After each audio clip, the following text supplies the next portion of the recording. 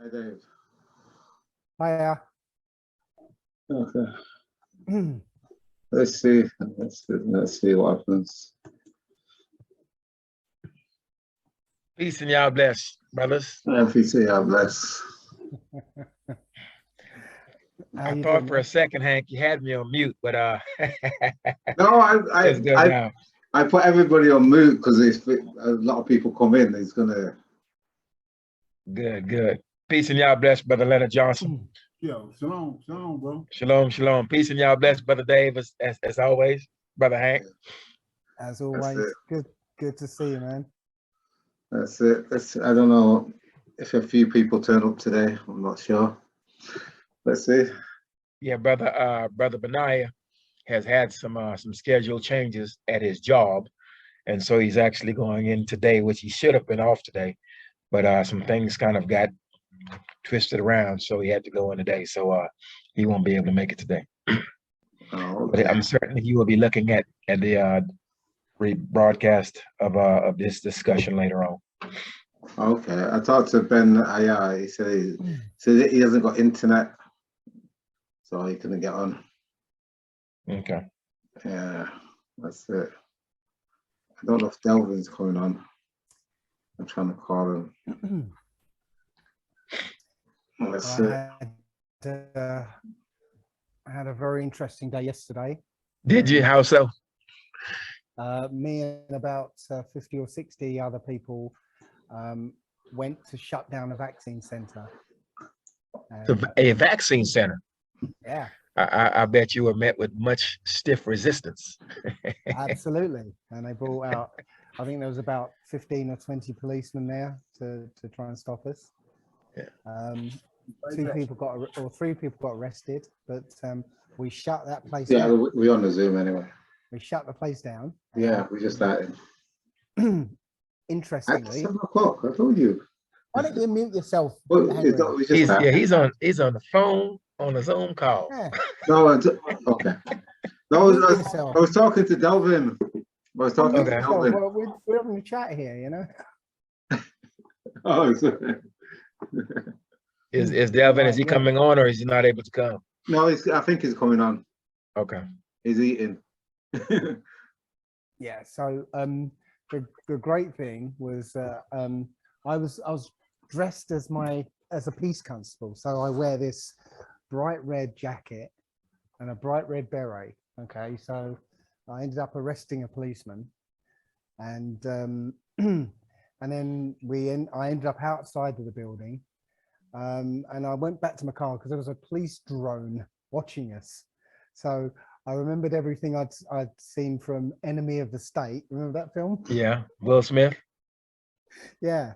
And Gene Hackman was telling you how to avoid, the facial recognition systems. So literally, I was doing all that stuff.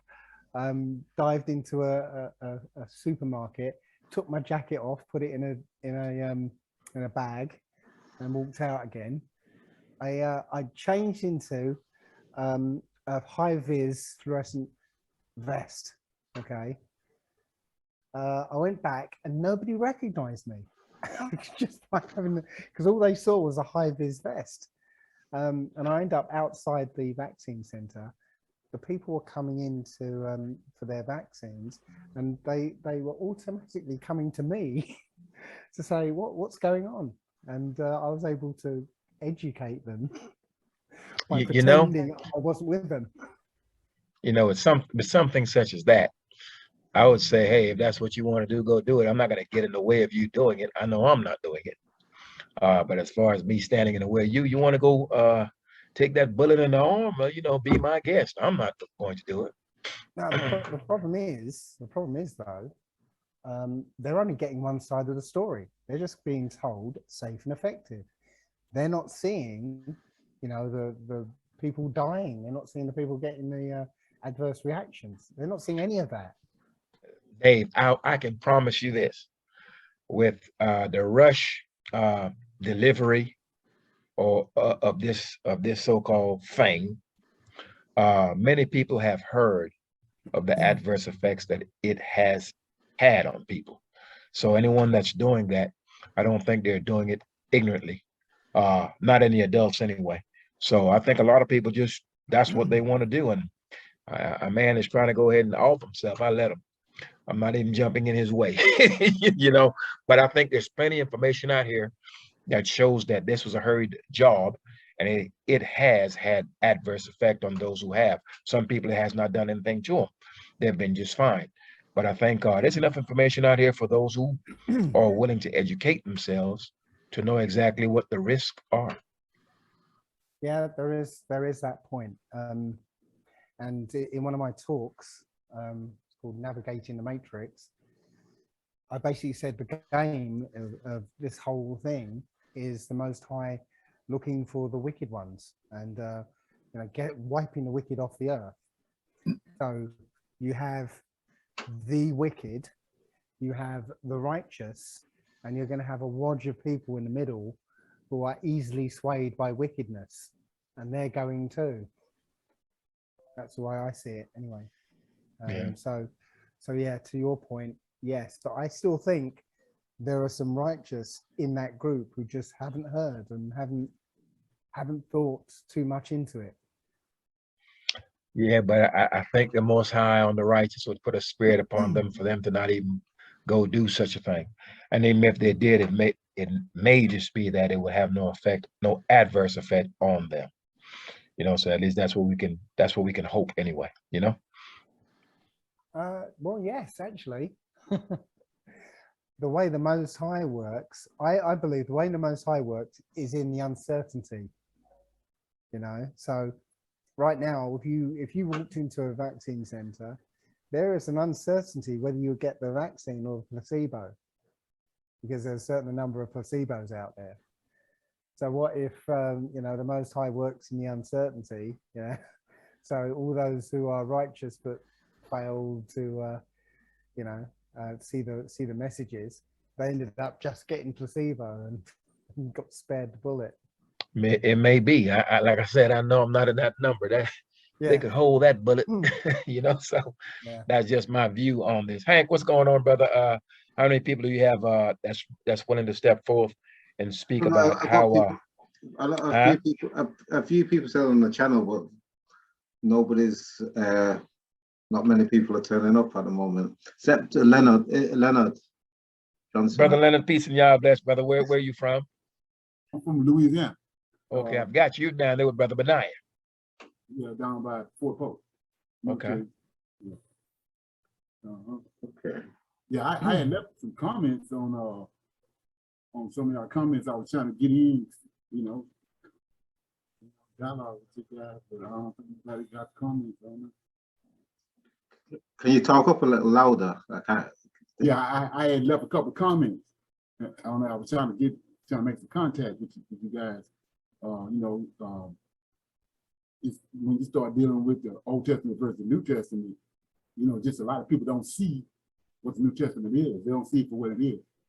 You know, they say they're awake, but you know, they're not awake because they can't see that it's two different gods. You know, one in the Old Testament is different than the one in the New. They don't see that. Yeah, we all know that there is but one. Right. Well, I see the New Testament as being written by the same bloodline that's in control today, and that whole New Testament is essentially a roadmap of how they want the world to be, especially Revelation. So I think it says in Revelation that the whole world will be deceived by sorcery, but the word sorcery is pharmakia. So really it's saying the whole world will be deceived by pharmaceuticals. Yeah, well, so, I mean, yeah, I mean, you can look at it from that perspective. I know certainly, as Brother Leonard have stated, most people, they read, they may not totally understand what they read. And I think a lot of them do not take the time to say, okay, as the house of Israel, we're supposed to bear witness to the words of the Most High. Many of us are looking at things just unaware of what we're looking at and how to line it up properly with the words of the prophets. Many people may speak of Luke, John, Mark, and I always ask them, I said, look up the word prophets, and you will never find anyone by the name of Luke, John, or any of these guys. These are not prophets. And many people aren't aware of this. So I think no one has ever taken the time to do the comparisons and the cross-reference to see exactly what the difference, the vast and drastic difference is between the creator and the idol of the New Testament. I think most people are even afraid to even go down that road because they're unwilling to make any drastic changes and to discipline themselves to do that which is right. Well, plus the penalties for not believing in JC are pretty considerable from that side. You know, their pastors fill them with hellfire and you know, damnation and everything. So no, they're too scared to even look at it. That's part of That's part of it. I agree. Totally agree. Yeah, so can I ask how sorry, how you got into the truth, Brother David?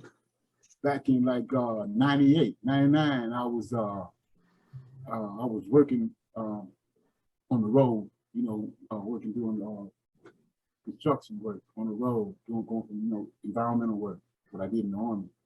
And I had a series of dreams or whatever, but I didn't know anything about the Israelites is black. You know what I mean? And when I went into it and started dealing with it, I didn't go in it with the intention to find out that they was black. And I just went in with the intention to find out who the Israelites were. And then that's when the whole started waking me up to, you know, the things that was going on, and who the Israelites really were. And then later on, I found out about, I saw the difference in God that was in the Old Testament and God that was in the New Testament. You know, so, but it goes way. I see there's a lot of people, you know, some awakened to the Israelites, some awakened to find out that they don't understand. I mean, that they not. The Old Testament is different, but it goes even deeper than that. You know, it goes even deeper than that, because what people don't understand is that the people, the powers that be that you was talking about, they didn't get a serious number on this. Way serious than the average person thinks. They did a serious, they chopped up our books. They did a serious job on us as far as propaganda when it comes to our books, the ones that we really need to be dealing with, like Jasher and Enoch, especially. They did a number on that, but they have our people, they waking up, but they don't really want to deal with Enoch. But that's what the media. Give me 1 minute. Yeah. Well, I don't think the number was really just done on Enoch. I think the whole of the Old Testament has been cut to pieces. You know, I'm absolutely sure there's a whole lot more to Genesis. You know, there's stuff that just feels like there's missing pieces, and they skip over certain things. You think, well, isn't there? I think there should be more there, but you know, there just isn't. And that's why I know, Brother Lee, you don't like books like Jasher and Jubilee. You know, yeah, like I said, my sentiment on that is this, and like I said, I'm not for the house Negro, field Negro contentions. I'm more so about what is necessary. The main thing that we were told is to remember the law. We know what that law is, we know what it entails, and we know what is required of us. Everything else at this point is a conversation and nothing more. We're to do the law. Remember the law. The last thing before you know, Moses is telling the children of Israel, before you go across the Jordan, remember the law. The last thing that Malachi is warning the children of Israel is to make sure that we keep the law and to be able to identify those who are not keeping the law. And so at the end of the day, the law is the common denominator, and everything else, like I said, is nothing more than a conversation. It's nice to be had, but I mean, I'm not going to sit here and actually, you know, going back and forth on that is not even necessary. My goal is, for me, in my viewpoint, if we can agree that the law is to be kept and the feast days and the holy days are to be observed, as we were instructed. I don't really care what a man does after that, if we can agree on that, you know. Yeah, I agree. There's enough in the in just the Old Testament for the book to fulfill its purpose as the Book of Remembrance. Yeah, there's enough for you for yeah. Oh yeah. Yeah, but again, I like going into those books because it gives you a rounder story. You know, for instance, knowing why they feared us so much. You know, why they still fear us so much. Well, but you know, look, I hear you saying that, and that's great. But if you're dealing with the most powerful entity that ever existed, that made everything and caused existence to even be, and that entity is on the side of anybody, let's say they're on the side of a particular people, anyone should be and would be afraid of that entity. I think giving you the details of the stories, that's fine for some people. They may want that extra, but I clearly understand, and I see the power of the Most High with his hurricanes, with his tornadoes, with the spirit that he has placed upon the children of Israel to cause the disarray, the confusion, and the ignorance. All of that is the manifestation of his power and the validity of his word. I see enough of that to where I can bear witness to that myself. And that's the key to the words of the prophets, as the Most High had given the word to them, is that we will bear witness to it. So it doesn't matter what you hear, it's going to be important what you see. And that way you can be able to actually validate that, yes, these words are indeed true. And I think that's our greatest testament to the Most High's testimony, is that we will witness this thing. Yeah, but on the subject of the other nations, yeah, they never, well, very rarely acknowledge the power of the Most High. They had their own gods, didn't they? So, you know, kind of disagree with you there a bit, because they didn't know. And well, here's the thing. The thing is that the Most High made it plain that he's never known these nations, and he's never really judged these nations. So a lot of these nations, I mean, I was listening to a fella the other day, and he was stating in a little YouTube clip that he doesn't believe in karma, because if there is such a thing as karma, why are all these different people doing all these terrible things and nothing has happened to them? The Most High gave Israel his laws, statutes, judgments, and precepts, and we were strictly instructed that should we walk contrary to those, that we will pay. Now, many of the other nations have walked contrary to them, continue to do this, but their judgment has not been rendered to them as of yet. So therefore, they have not seen, except maybe for the Egyptians, all right, and a few of the other nations in the days of old, and Moab and them who have actually dealt with us in those days. In present day time, these nations have never really felt the wrath of the Most High and don't really know him in that regard. But will be made to, as the nations of old were. Peace and y'all bless, Brother Delvin. So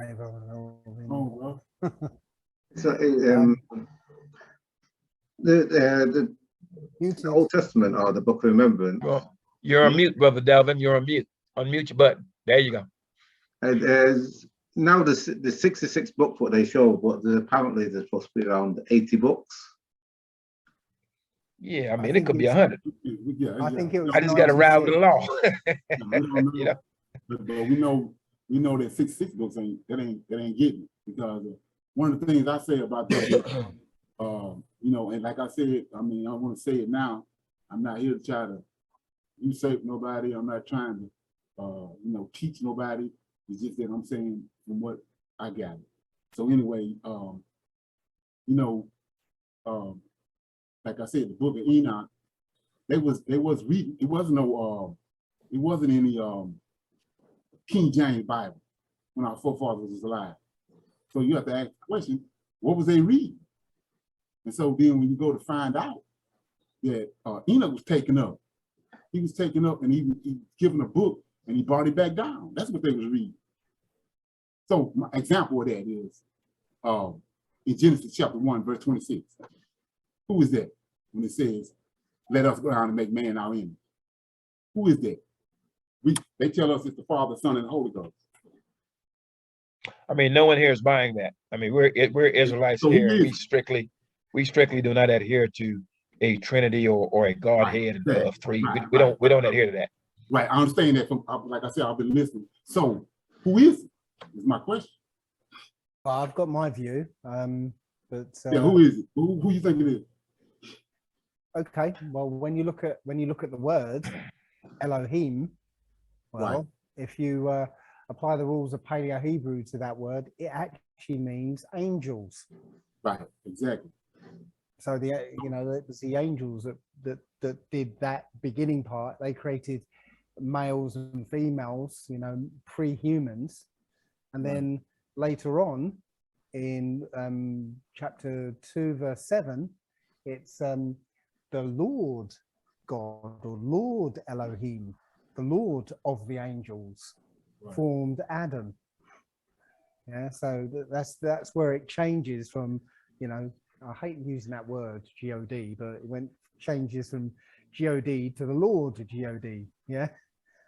So that's why I think, angels created pre-humans, Most High created Adam. But that's my view. Right. So when Enoch was taken up, Enoch went up and he discovered that it was seven angels that he formed. Formed and created is different. He formed seven angels. Then he created the millions of angels. He spoke them into existence. But he formed these seven with his hands. Just like you got men on the earth. You got Adam, the Adam. You got Adam called mankind. Then you got Adam, the Adam. But anyway, I don't want to digress. So you got these seven angels he formed in the beginning. Michael, Gabriel, Raphael, Uriel, Phinel, and Seraphel. Brother, I don't want to just let me interject for 1 second. Do you have a channel on YouTube or anywhere where you're actually teaching what you're espousing right now? Yeah, I got a channel, Prophets of Awakening. Yeah, you may want to put it up because if you're saying anything that has some validity, there may be other people that may want to hear that. Oh, right. So my point is this. So you can go in the scriptures, Zechariah chapter 4, verse 10. Then you gotta ask yourself, what was Enoch talking about? Zechariah 4:10 tells you that, let me read, and I'll be quiet. You know what I'm saying? So Zechariah 4:10 is, and it's all over the Old Testament. It's all over tonight. But let me just go to 4:10. Says, for who have despised the day of small things, for they shall rejoice and shall see the plummet in the hands of Zerubbabel with those seven. They are the eyes of the Lord, which run to and fro in the whole earth. So now you got to ask yourself, what's going on? And then you go to Enoch. I'm just go to precept upon precept on it. So we go to Ezekiel right quick. Ezekiel. Right. So like I said, I'm not trying to usurp nobody. I'm just putting it out there. What are you trying to? Here's my question to you, right? Right. I'm about the Torah and about the falling of the law, about the seven eyes going back to and fro, and why did the donkey spoke to Balaam and all these other things. Right. These are not conversations that I consider these to be inconsequential. My goal is this is just me talking, is to encourage the house of Israel and the stranger that is of a contrite spirit to walk in the Most High's laws, statutes, judgments, and precepts, for it is the only protection that we have, and is the only accord by which we can actually maneuver in peace. That's it. All the other stuff is secondary and almost unimportant. The main thing that we hear from the Most High is that we should obey his word. All the other stuff about that to me is just, these are conversations and nothing more. Right, I understand that, but that's where you at. So you got to ride. That's where you at, and that's why I notice a lot in Israel. So Israelites get held up by people that held up by what? They get held up by certain people at a certain place, and they're not willing to go further. Or if they think they're in a certain place, they stay there. So it's a lot of Israelites being held up like that. So my point, I'm gonna read this right here, and I'll be quiet. So he says, He cried also in mine ears with a loud voice, saying, cause them that have charge over the city to draw near, every man with a destroying weapon in his hand. And behold, 6 men came from the way of the higher gate, which looking toward the north, and every man with a slaughter weapon in his hand, and one among them clothed the linen. They go to 7 again. So I can't see how they're not important. So what's happening is they don't have a proper interpretation of who Yahweh is. And that's my point. He says in the latter days that he withdraw himself from us. And he said in the latter days, right now, when we're talking now, we're gonna find out who he is. We know it ain't JC. We know it ain't JC. We know it ain't Yahweh. Everybody know who Yahweh is. So who is this? Who is this that is over Israel, that's dealing with Israelites? So let's go to Exodus chapter 23.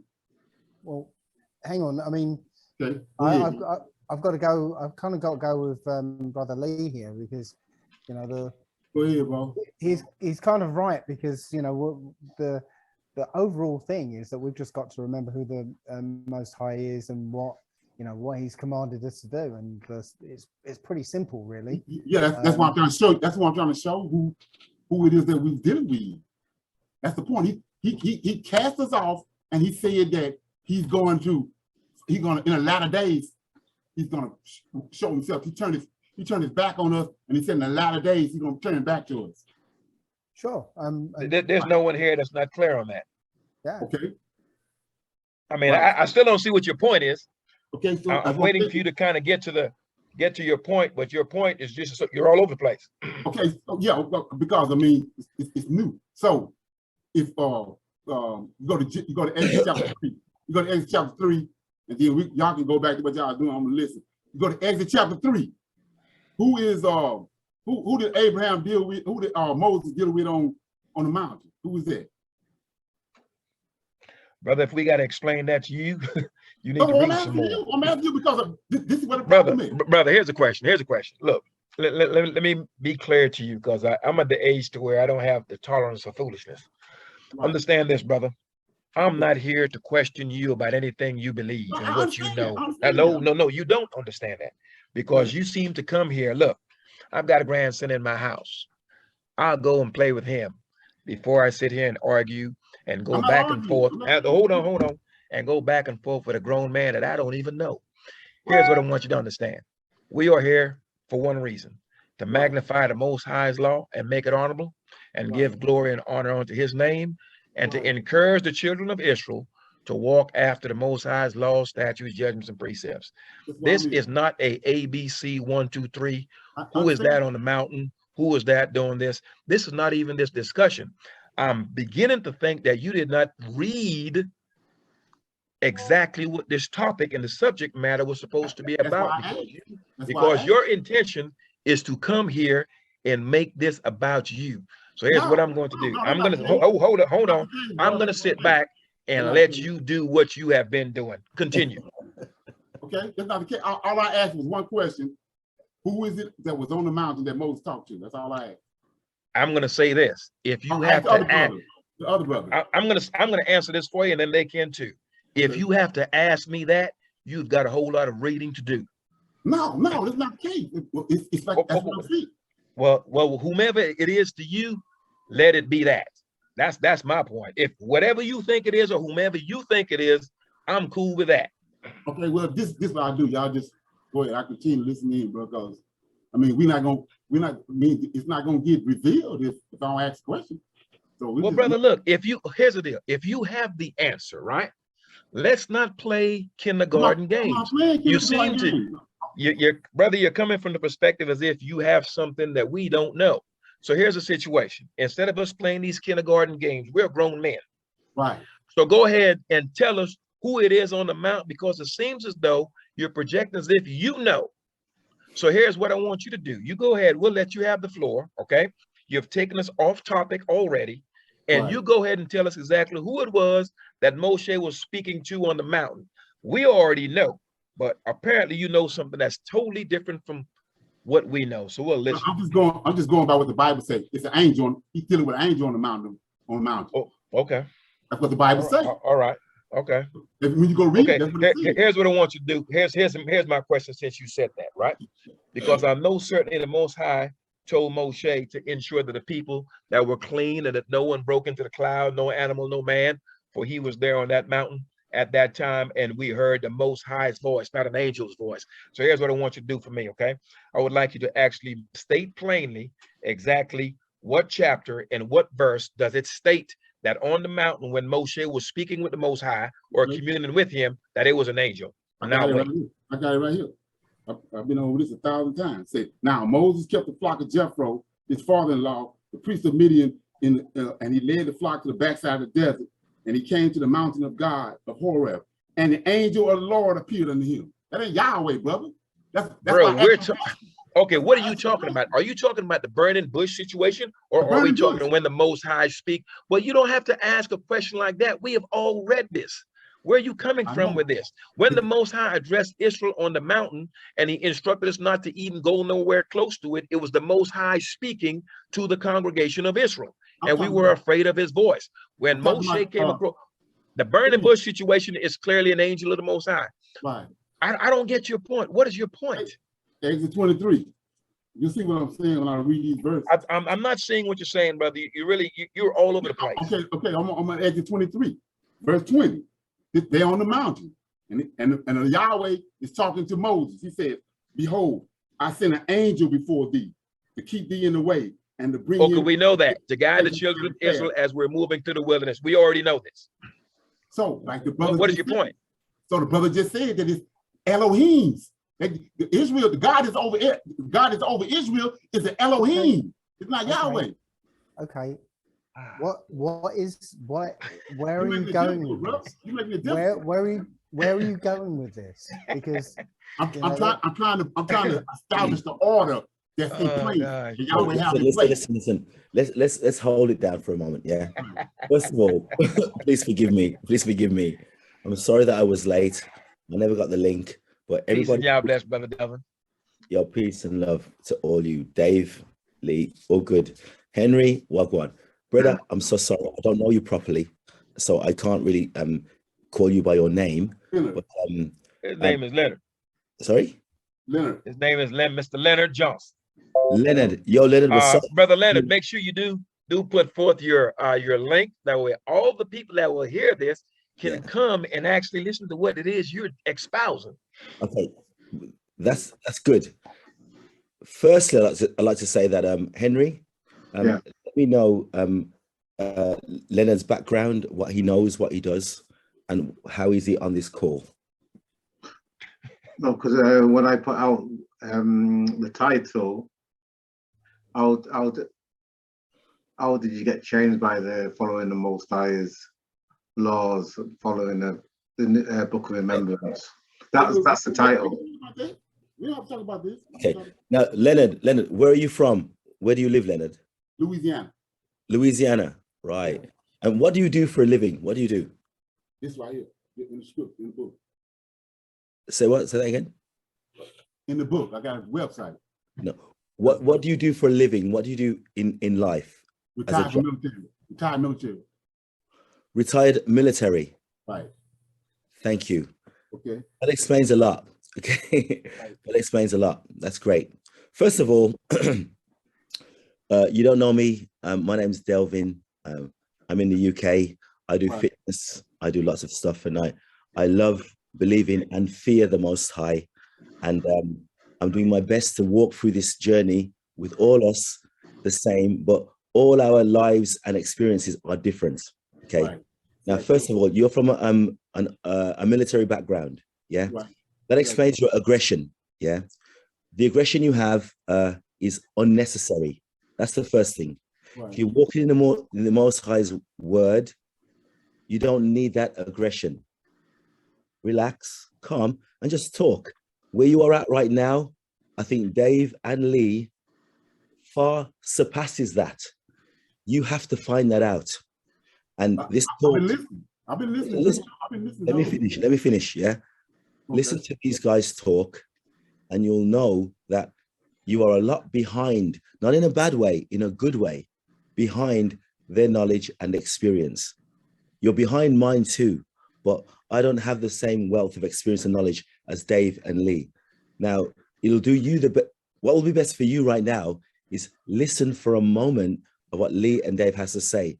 Now, what is the subject matter for today, the talk? What's the subject matter? What's the subject? Henry? It's the law. They're dealing with the law. The law, yeah? Right. Now, the law is serious jelly. Right, I understand it. Yeah. I think that you don't know where I'm at, but that's cool. I know, I don't. I'm just telling you. It's like they don't. I'm just, hold on. I'm telling you what I'm feeling from what I'm getting from the first few minutes I've heard you speak, and you've spoken more than Dave and Lee and more than Henry. And so so first of all, chill out. Yeah. Chill out, yeah? Yeah, it's all good. From there now, the subject matter is the law, yeah? Now, we're all going to try to find out our knowledge of the law, how much we need to know ourselves, and how much do we teach other brothers in this messed up world we're living in, all right? So, we are not your enemy. I know that. I understand that. I know you know that, but your vibration doesn't tell me that. If it tells Lee it's something different than Dave, great. Your vibration doesn't tell me that. Your vibration tells me something different. So I'm telling you straight, chill, talk, explain yourself, yeah? And then when you explain yourself, listen to what Dave and Lee has to say about the subject matter at hand. Then you will learn, because I'm on here to learn as well. So is Dave, and so is Lee, so is Henry. So let me know what more you need to know about your subject matter, because I think you need to listen. We can cancel mine out, bro. I'm gonna listen. That's what I'm gonna do. I'm gonna listen. I mean, you're gonna listen. This has happened so many times with me when you don't understand something, but you come in and reject it. Listen. That's not thinking like a Hebrew.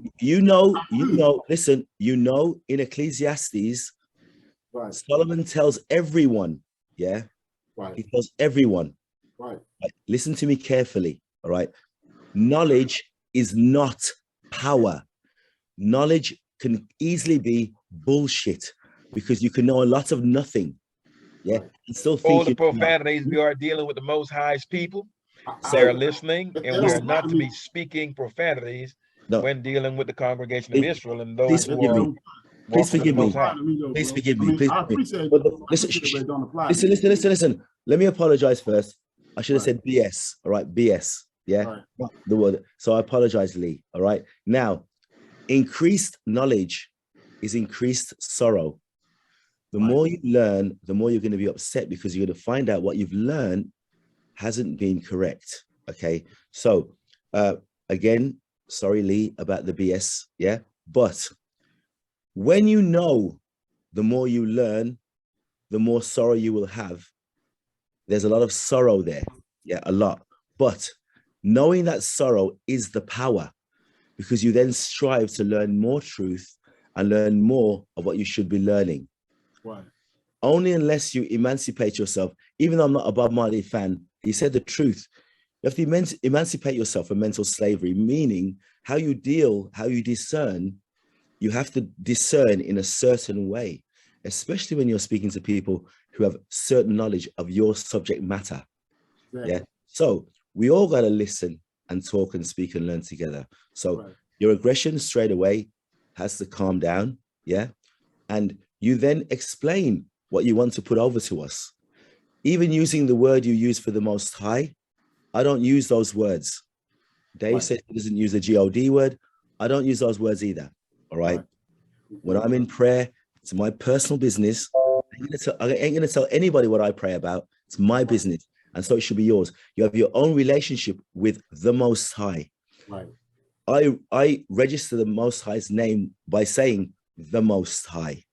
Right. I don't use God. I don't use the L word. I don't use JC, because he don't exist. So I'm just letting you explain my situation, where I'm at from now, from listening for the first few minutes that I've come on this call. Now, I'm a busy man. We're all busy men, all right? I got deep stuff to deal with, lots of deep stuff. Right. If I take my time out to come on a call, yeah, the call has to be fulfilling in some shape or form to me and to my plight and strife for the truth. I know Lee can help me with that. I know Dave can help me with that. I know Henry can help me with that. I know you can too, but you have to have a bit of a protocol in your delivery of how you want to learn and speak about what you want to know about. Do you understand that? Oh yeah, it's all good, bro. All right. I'm 28 years into this. 28 years into this. I ain't just jump off the back of a wagon. Good. I mean, I understand, like I said, I'm quiet. You guys can go ahead. Okay, my change of subject just slightly, just twist it a little bit. Right. I was asked Brother Lee actually, regarding books. What is your view of the Septuagint? You know, as a matter of fact, I was telling. This is what I'm saying right here. There's no need to talk. If you are already on a certain place with the situation, there's no need to be talking about it. This not for you guys to hear. Anyway, yo, bro, relax. Yeah, answer the question, Lee. Wow, brother, you retired military? You said. Yeah. What's your MOS? 76 Yankee. Which is what? You think I'm lying about that? I didn't ask you that. I said, what is that? That's a supply man. Okay. All right. I was crossed in medical supply. Okay, that's all I needed to know. As far as the Septuagint there, brother, I told Brother Benaiah that I was meant to pick one up a few days ago, and I haven't. I'm going to, because the text in there is different, and I want to read it. So therefore, the next time we have a call, if I don't have one to show you, something is wrong. So I'm gonna go ahead and purchase me one of those. That way I can read it. For I've been told that is a much more accurate account. So that has been my that is something that I needed to address. I told Brother Benaiah that I would, but I've been ripping and running the past few weeks, so I haven't been able to do that.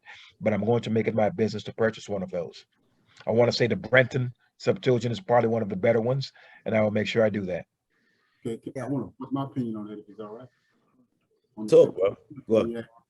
Well, I have a Brenton Septuagint, and what the deal is when you go to the apocryphal, not the apocryphal books, but the I can't bring the name of it, but it's the books with all the it's two big books. They have the letter to Aurelius on it, and it's those 70. They took 70 Jews. They wasn't Israelites. They took 70 Jews and they went to Alexandria. That's how you get the Septuagint. You can go and look at it. It's called the letter to Aurelius. That's how the Septuagint came in. You had Israelites that was in Egypt that didn't want to speak Hebrew no more. They only wanted to they were dealing with the Greeks. And so they had a translation of the Bible in the Greek at Alexandria, in the library in Alexandria, and they transferred it. That's how you get the Septuagint. So that's the first copy, first cut off our Hebrew Bible. That's the reason why it's things in there that's not the same as the King James. Go ahead. I have to say, right, well, first of all, I ignored the Septuagint because I kind of thought, because we know who the Greeks were. Exactly. Exactly. We know that they learned our books so they could use it against us. So exactly. I just assumed they copied the Septuagint so they knew what our books were. So I kind of ignored it because I didn't like the Greek connection. But knowing what I know about Paleo-Hebrew, it's been interesting because I've just got the Brenton Septuagint. I've got two copies of it. One's with the Greek in it, which I didn't expect to see actually. Got Greek and English next to it. But yes, what was interesting is that, you know, that when they go to translate it, obviously a translator into English or Greek, they have to choose from a list of 8 different meanings for each word. Okay, so depending on the translator's particular viewpoint, you know, one might choose one word, another might choose another word. But when you combine the two, you get a totally, well, sometimes you get a totally different meaning.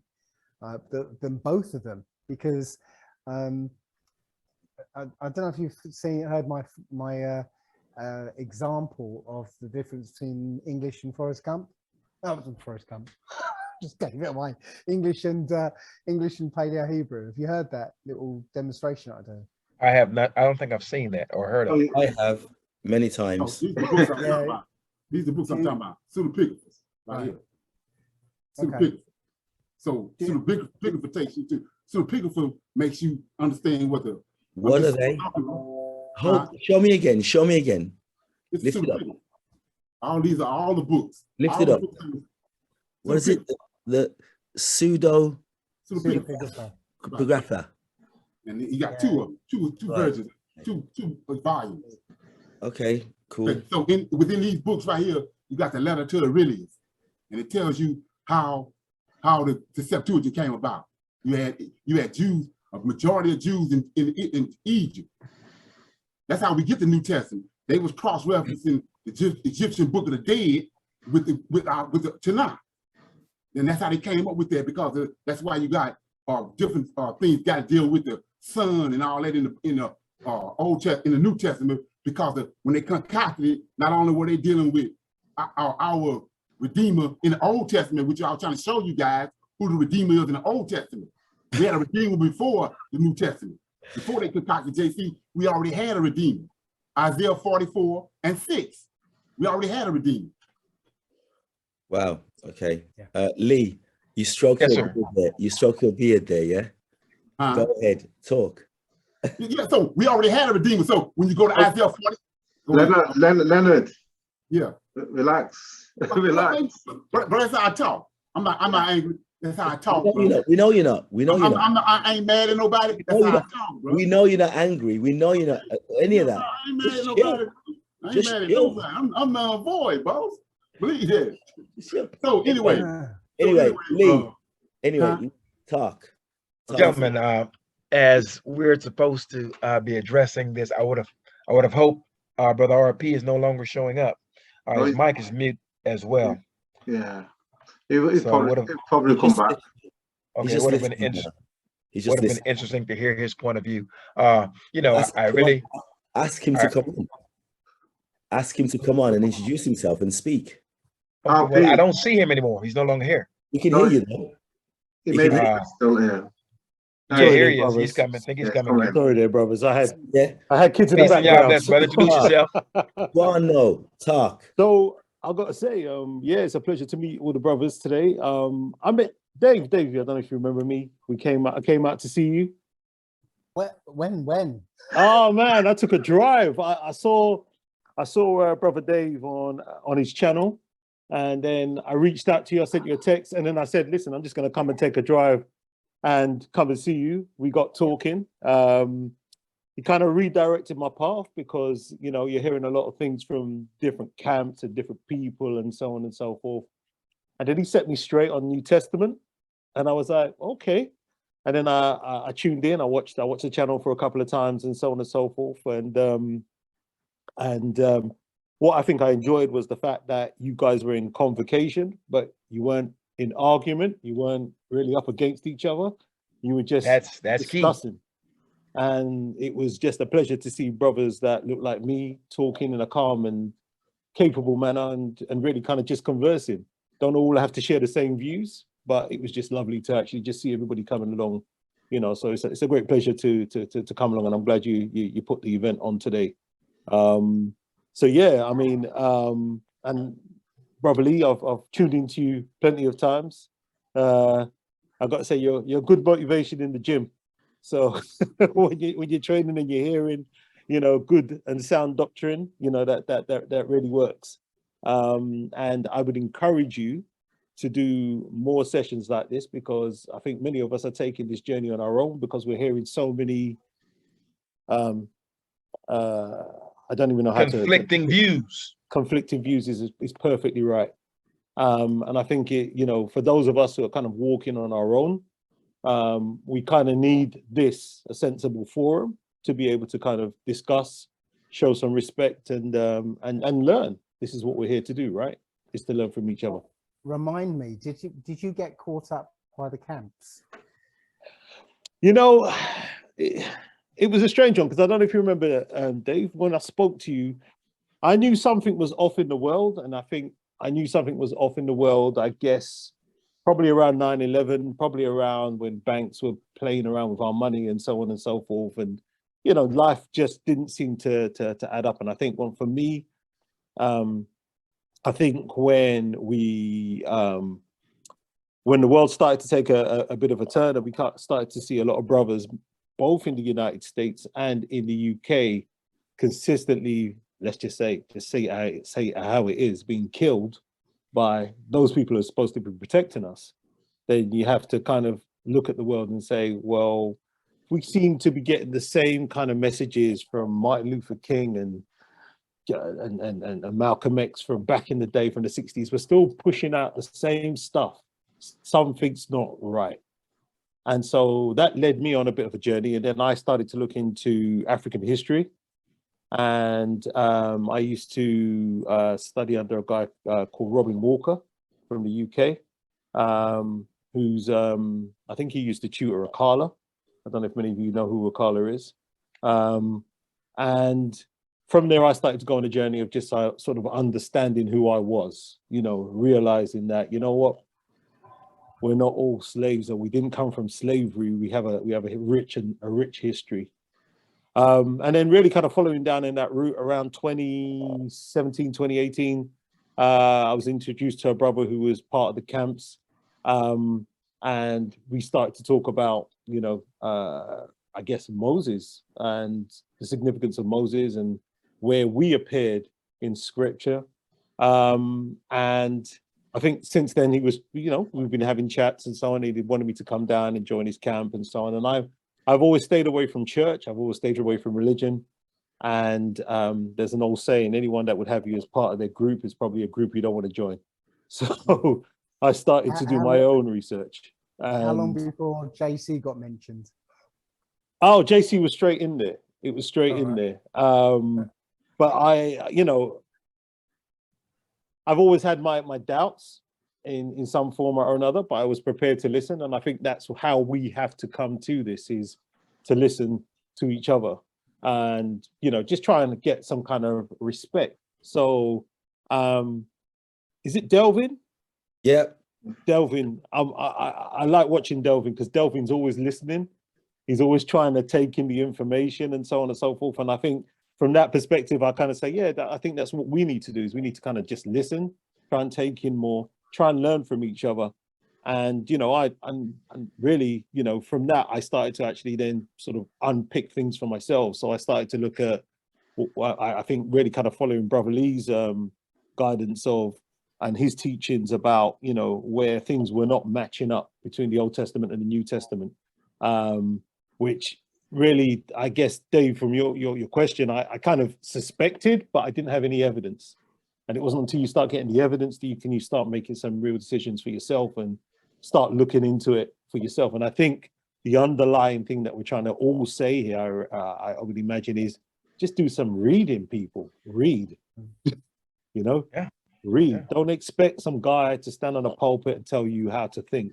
We've had that for years. We've had it, you know, my parents' heritage is Caribbean. I'm sure it's very similar to some of you around the table that, you know, parents from Africa, you know, we've all had that doctrine of somebody standing up there telling us how to think.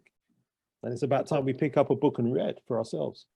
I think personally, the Book of Remembrance was designed so that the average Israelite should be able to just look at it and go, oh, I see what that is.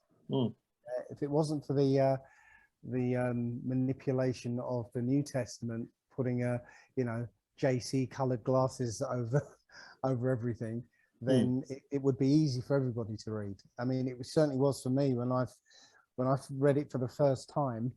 I mean, I saw it. It's a story. It's a story. It hasn't finished yet. You know, so yeah. And I think what I started to realize as well is, and again, I thank Brother Lee for this, is it actually is quite basic in terms of, if you just follow through what the teachings are and how things link together, it actually is quite basic. When you see what people are trying to do with the New Testament. It's like they're trying to do a lot of acrobatics to get things to link up and to make this link with that and so on and so forth. And, you know, I mean, I've watched some crazy channels and, you know, I think I'm now beginning to find myself just kind of just pulling away from what I'm seeing and just doing the reading for myself. So, you know, that's what I'm actually seeing the same acrobatics happening. Well, it's happened to me this last week. People talking about whether the Sabbath is every 7 days or is it following the moon. And I'm seeing our people, you know, sort of non-JC worshippers, you know, using the same tactics to twist the scriptures so that it looks like, yeah, we have to follow the moon. Yeah, so yeah, it's not just limited to the JC worshippers. Yeah, you know, I'll say this: all praises to the Most High. It's actually it's encouraging to hear someone who shares the passion for the Most High, most of all, and to actually search Him out. This is important. I certainly appreciate what you have said. Those kind words really does hit me in the chest, and I appreciate that because as we sit here and have these discussions as grown men, we see every day in the many nations in which we dwell in cities that it is very hard for us to get along. We're constantly in contention. We're seeing it in person. We deal with it every day with our fellow Israelites. And we see it also on YouTube and everywhere else, where we just do not have any common ground by which to be on one accord. And on these meetings, the goal is to where the house of Israel, regardless of where they may be, and the stranger that is of a contrite spirit can see men of Israel in whose heart is the Most High's law, can sit down, have a peaceful and respectful discourse without profanities and anything else, that they may know that the Spirit of the Most High is in the midst of us, that they may gain something every time they tune in that will give them hope that they should continue to walk in this law, because we are the examples that contradict what they see and deal with every day. Many of the people that are actually now seeking out the Most High and turning to the law, they are alone.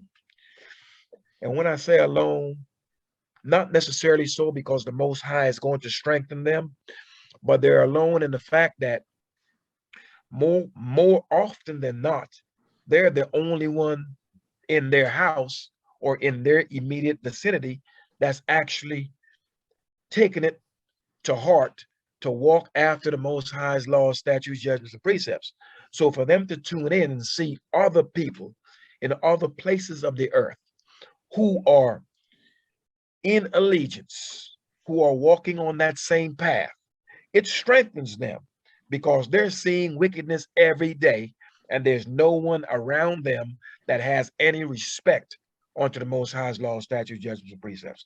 So what you have said pertaining to us having a peaceful, respectful, and a respectful discourse by which those who tune in may be encouraged, that's powerful, brother. And we need to hear that, and we need to continue on this path because that's where we're lacking. At the end of the day, the only way that we're going to move forward as a nation and as a people is going to be under the umbrella of Torah. There's no other way. We've tried every other way possible, and we have seen the direct results of these attempts and these avenues of approach. Yeah. Oh, as you know, who was it who mentioned Malcolm X and Martin Luther King? I can't remember. Yeah, I spoke about him. Yeah. Right. Well, the book says, you know, no man shall save us. So we've had a succession of these, you know, people who are put up as saviors, and they haven't done it. They can't, because, you know, only the Most High is going to redeem us from this. So yeah. The actual title of this wasn't about the law. It was how has knowledge of being in, you know, in the word changed your life? Yeah. How has turning to So- the law changed your life? Who wants to go ahead and give their testimony as it pertains to that? If you are walking in the law, and I would hope that everyone is. So would you like to start, RP? Oh, me? Oh, how's it changed my life?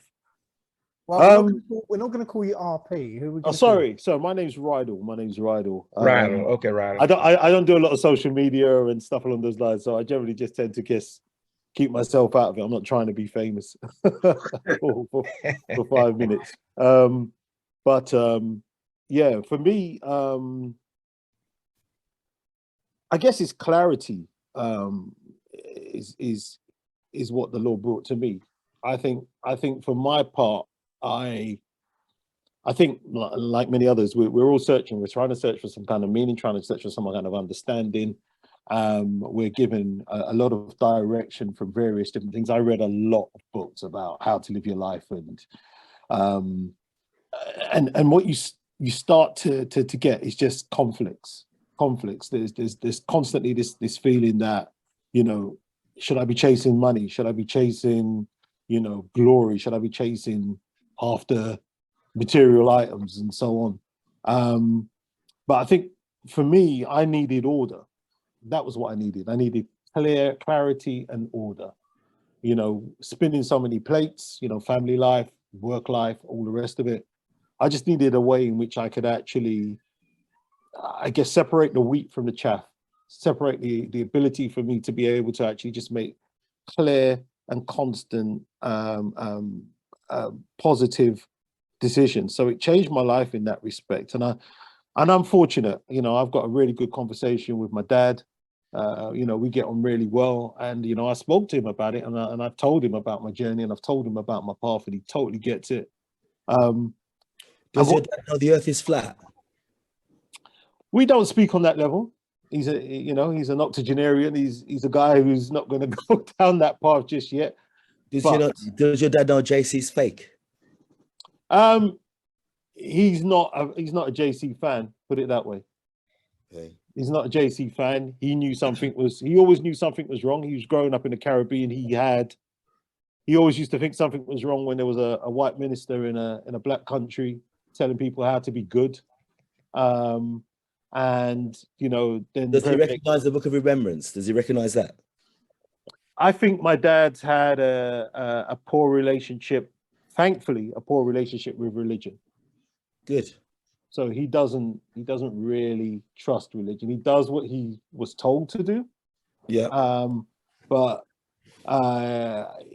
growing up, raising his own family and so on, he's realized that, you know what, his words are, you got to kind of make it for yourself. You got to kind of figure out for yourself, and your conscience will tell you where you need to be. And I don't think he realized, or he's now beginning to realize, because I'm able to. Am I going to be so bold as to say? Yeah, I'm going to say it anyway. I think I'm able to help teach him a thing or two that he didn't realize. I mean, when I say I'm fortunate, Brother Delvin, to be able to talk to my dad, which a lot of brothers aren't able to do. Mm-hmm. And I'm fortunate for us to be able to swap a view of the world, right? So, you know, we don't necessarily agree on some things. And, you know, sometimes when he sees me in my fringes, he's like, okay, what's all that about? But at the same time, he understands that we're walking a path, and he understands that he doesn't have all the answers. And you've got to remember, we as a nation of people, we're trying to be a nation of people, but we as a people, all of our fathers, including ourselves, that our fathers have been bad representations of what it means to be a true father. And we never followed. We were taken away from this word. We were taken away from this way of life. Many of us didn't even realize that we had a value. I didn't realize I had a value. Do you know the earth is flat? I know that put it this way, I know what I read in the Book of Remembrance, and that's what I try to follow. I follow that path. Yeah. I'll ask you again. Yeah, because you're my brethren. Yeah, I mean, all right, your brother. Yeah. Ooh, you know, I'm gonna trip you up. You know, I'm not trying to. No. Listen. Do you believe you live on a ball or a flat plane? I believe that it's not a ball. I couldn't tell you if it's a flat plane, but I don't believe it's a ball. Okay. Well, that's a start. Yeah. Start. I don't believe it's a ball, but you know, let's face it, you know, and I think going back to the journey, it's the lies upon lies upon lies that we've been getting. But if you don't think we live on a ball, what do you think we live on? I don't know. I don't have a camera. I don't have a camera big enough for that. But it's a bit off topic, brother. Continue on your. No, but anyone interested, listen to Dave's theories. I think they're really interesting. Not off topic. The reason why I'm saying this, just so it's clear, so I'm going to be looking like some kind of bad guy trying to put some guy on the spot.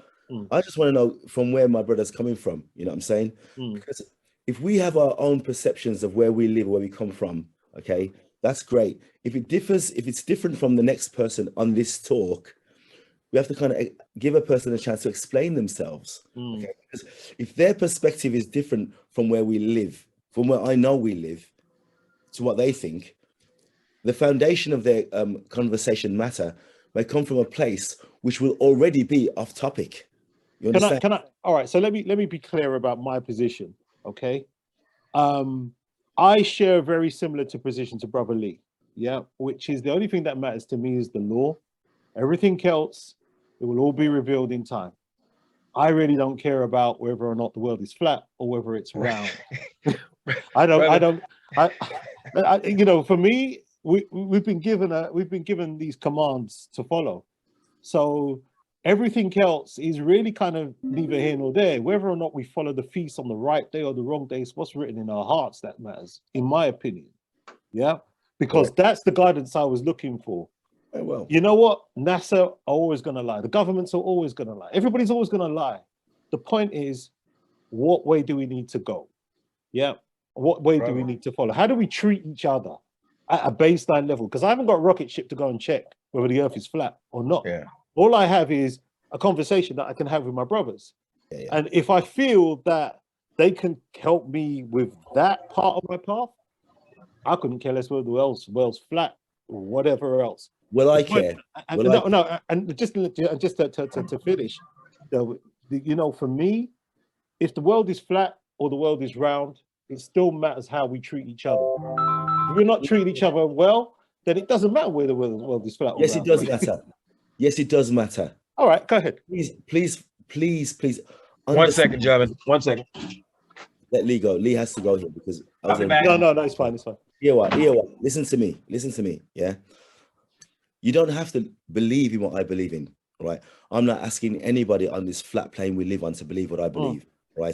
What I will say is this: so when you do your research, and you find out where we live, and you find out the depth or the magnitude of lies we've been told, you start to then put a lot of things into question. All right.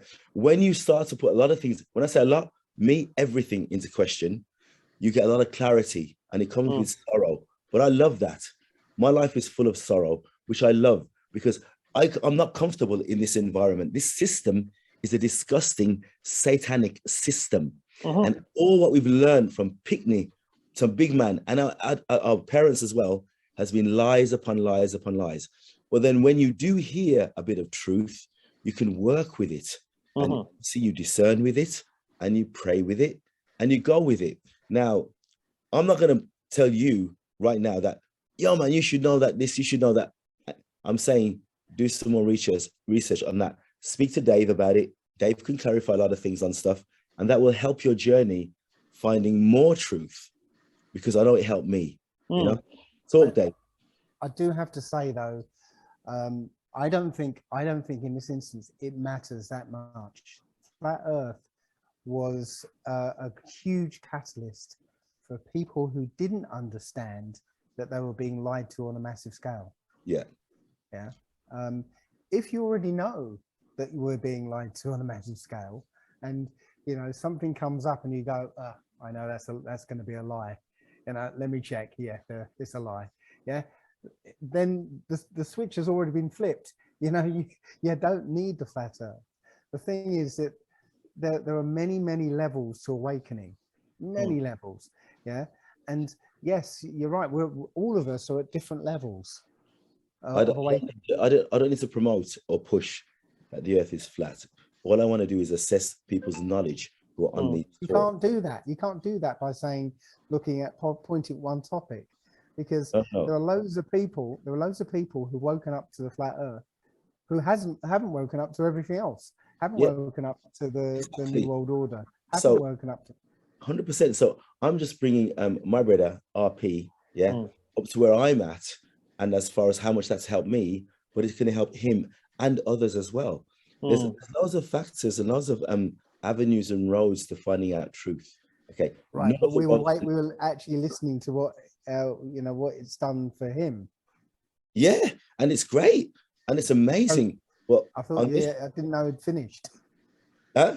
Oh no, I'm cool. I mean, it's fine. Okay. I mean, I'm there. I mean, for me, I agree. I agree where Delvin's coming from. I think we've all got to find different ways and means, and I think I am very much aware of of where people sit with flat Earth. I'm very much aware of where we sit with this whole moon landing, so to speak, and all the rest of it. I'm aware of all of those things. What I needed to do, I think, from my personal journey, was to define who I was. Yeah. Yeah. So cool. Growing up in this country, I thought I was just another dude, another guy, and a victim of the system. And why isn't things working out for me? And so on and so forth. Yeah. But what was the clarity of my journey was actually trying to find out my history first. And that was the connector that brought me to the Book of Remembrance, to be able to say, actually, you know what, this is actually history. This actually was stuff that was happening. And I can put that together with what I understood from my own Black history study classes. So I was able to actually match up those two things. So in my mind, I understand and appreciate what you're saying about flat Earth, but there is a reality for us as men of color, men who are going and living through this every day. This is not rubbing off for us. Yep. So we're kind of woken up, or partially woken up, to a truth that other people don't see. Of course. Yep. So for me, my path was to therefore go, well, let's go a little bit deeper than this. I'm not, my name's not Kunta Kinte. My name's not, I don't know what's going on, guys, but okay. But that's not my own reality. I'm not just a person who came down from slaves. So where did I come from? So I had to go back, and I had to go back. And then to actually then find out, actually, you know what? The book I avoided all this time because of the lies that we were told is now actually where the truth actually lives. That's the revelation. That's a beautiful thing. That's a beautiful thing. I had to step out and go see my grandson for a quick minute. But look, all of you have said, look, we don't get along as a people. We're not cursed as a people because we don't know the earth is flat, round, square, or rectangular shape. Where we have failed is that we refuse to obey the Most High's laws, statutes, judgments, and precepts. 100%. If you told me that you walk in Torah, I'll let you spend the night in my house if I have evidence that you are in Torah, because I know exactly how you're going to conduct yourself while you're in my home, how you would conduct yourself around my family, etc. Now, whether you think the earth is flat or round, you can slit my throat and my family's throat while I'm in here sleeping. So at the end of the day, how you conduct yourself is what this law is all about. How you relate to your children, how you relate to your own people, how you relate to people. I mean, people as a whole, whether they be stranger or those of the house of Israel. We are to deal righteously with those who deal righteously with us.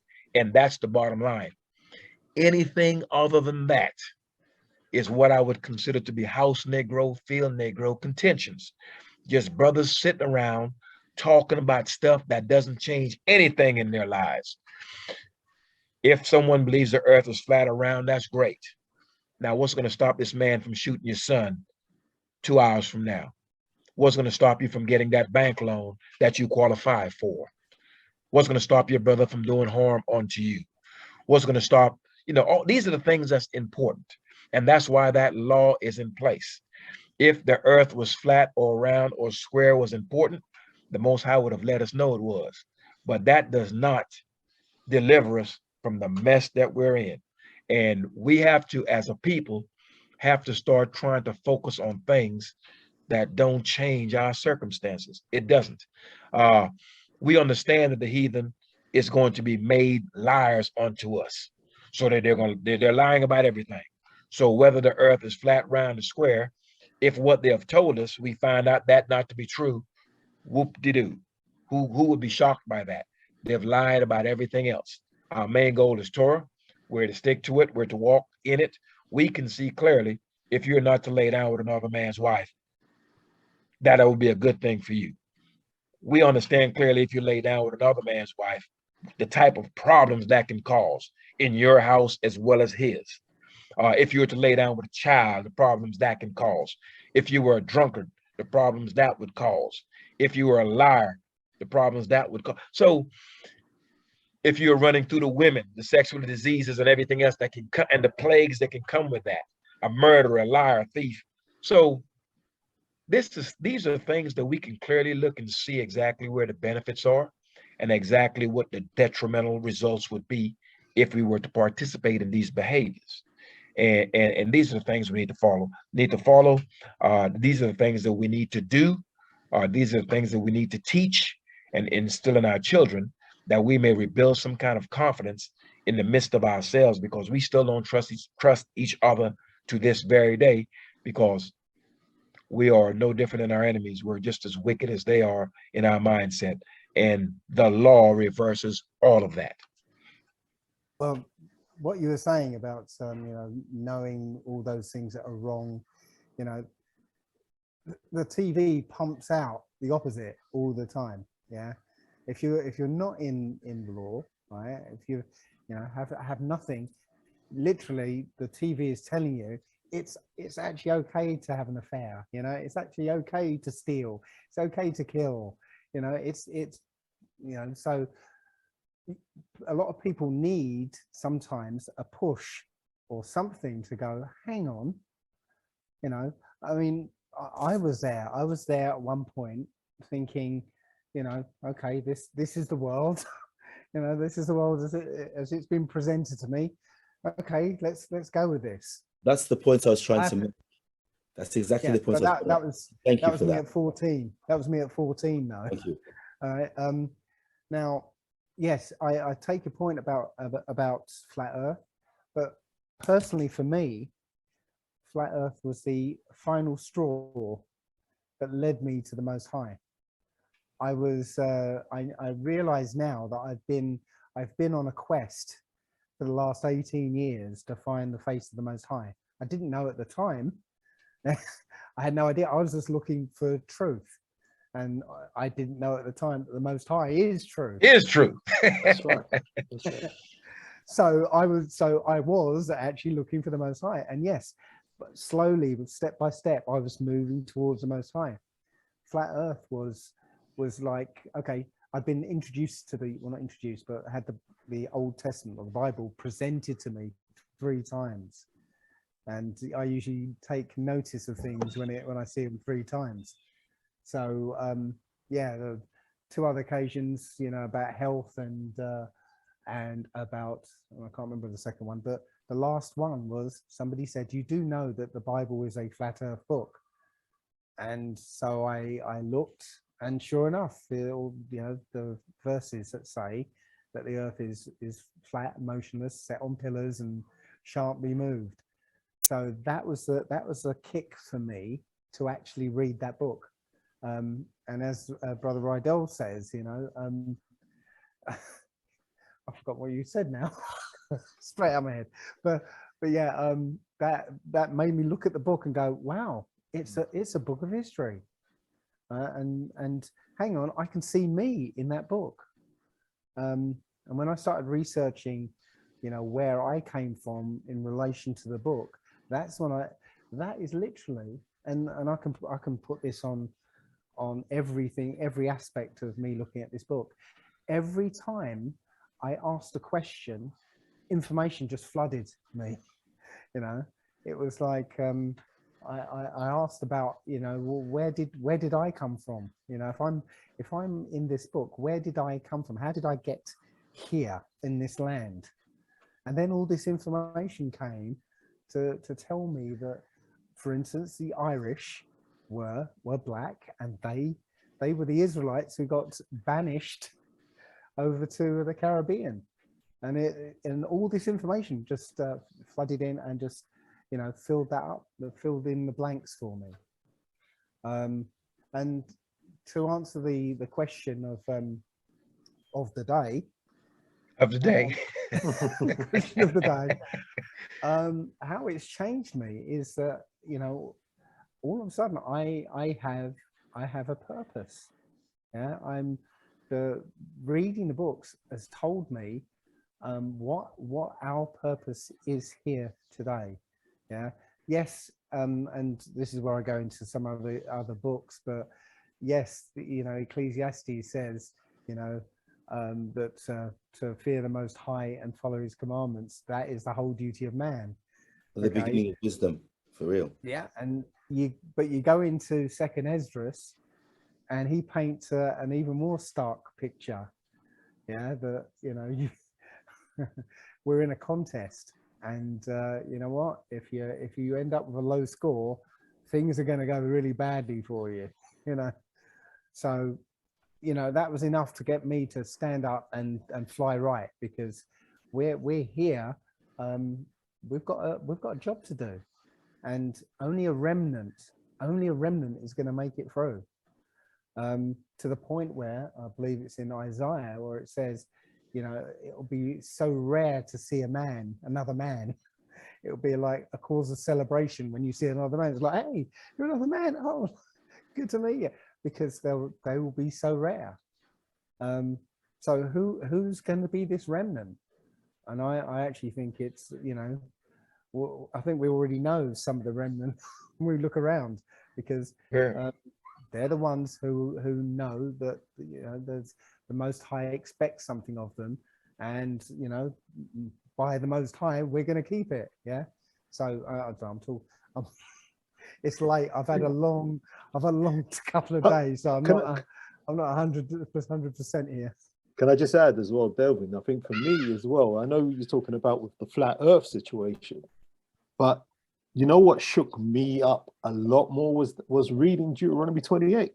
Reading Deuteronomy 28, and I'm reading the curses, and I'm like, wow. Well, how?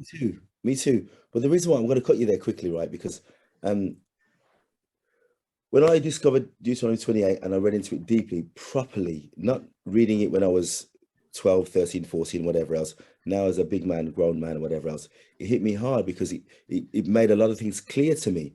But a lot of brothers, not you, other brothers who are walking around in this system that we're living in, and it is a dark, deep, desperately bad satanic system that we're living in, right? For brothers to see the light was a big deal. And for me to like say to myself, wow, this system isn't my system. It's a very bad system. It was a massive awakening for me. And part of that was knowing where we lived, and that there wasn't an ever expanding universe, that we are all important, and we all are individuals, and we all have to have our own personal relationship with the Most High. When that hit me, I thought, wow, you know, He's watching everything I do. He's looking after me. Whatever blessings I get is from Him, and whatever punishments I get is from Him. When I realized all that, knowing where you live is very important, because people who think they live somewhere else can misguide you. Okay, they can lead you elsewhere. Many people now who believe in JC, they believe we live on a ball and blah, blah, blah. And those people will take you on another path.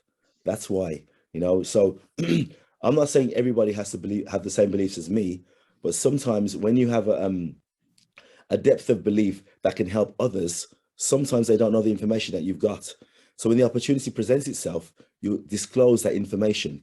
And if they're unsure of that, tell them to go research. You said about read, go watch, and you'll know more and have clarity and confirmation of where you are in this particular subject matter.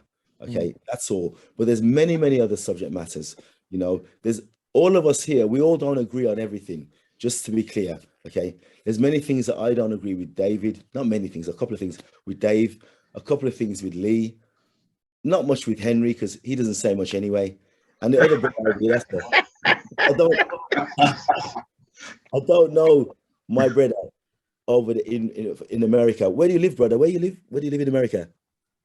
Me? He's Yeah, in New Orleans. New Same Orleans. place where Brother Benai is. Right. Yeah. That's how old are you, bro? 59. 59. Yeah. Wow, big man, big man. You're older than me, so respect to that. Blessings to you, man. Blessings and respect to you. Okay.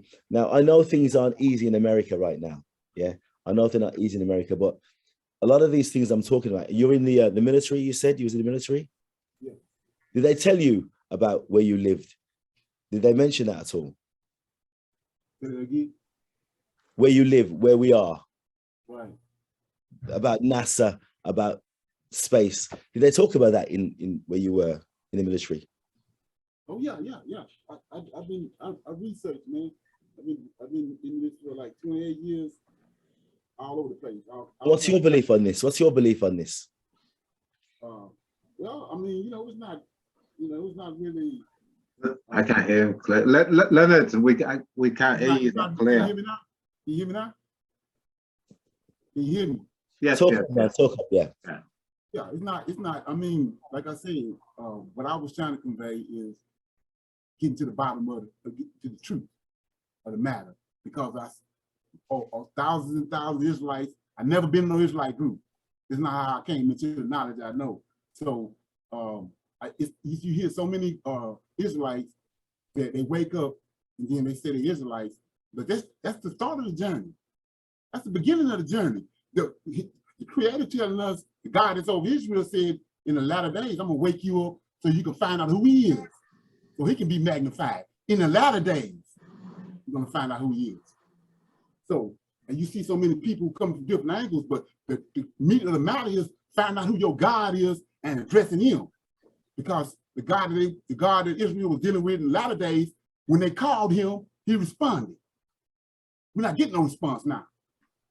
No, because there's too many of us that are wicked and holding on to our idols. That's why. Right. And Exactly. Torah isn't prominent in our society. We're living in Sodom and Gomorrah. Right. I don't know if anybody else agrees with me there, but it is a mess. Well, I'm not saying that we personally are living in, but whatever we're doing within it, Right. that's it. It's out there. Netflix, all the media, your phone, technology, it's all very, very bad, but I'm privileged and very grateful that I'm on a talk like this, because it's I never get a chance to speak how I'm speaking with you guys outside there in the big world. Yeah, one or two people, yes, but not on a whole, not really. So it's really important for me to get an understanding of where my brothers are and their understanding of where they are in this situation. That's why I ask these questions. That's all. I don't mean to offend or hurt or even put off any brother. I just need to find out more. And if I can help with what I can help with, I will do that as well. Yeah, I'm in the same That's why I'm place. asking these questions. I'm in the same place. Cool. Can I just ask? I mean, Brother Henry, again, thank you for setting up the call, because No problem. I've been looking to speak to you guys for a while, and I thought, I know Brother Dave, sometimes his memory, we're all of an age, so we could make that joke, but his memory's like, I'm like, remember me. So I was going to say, listen, I'd love to be able to reach out to you guys and so on. I didn't want to kind of stalk you down and so on, but doing this, I think, is important, and I think it's important to continue to do it. But I'm going to ask a question of you all on the same subject about testimony and what was your walk and how you got there, because I tuned into you guys. As I said, they put me onto it, and I tuned in. I'm sure there are people who have watched you guys on this channel and don't know exactly how you guys kind of came together. And It froze.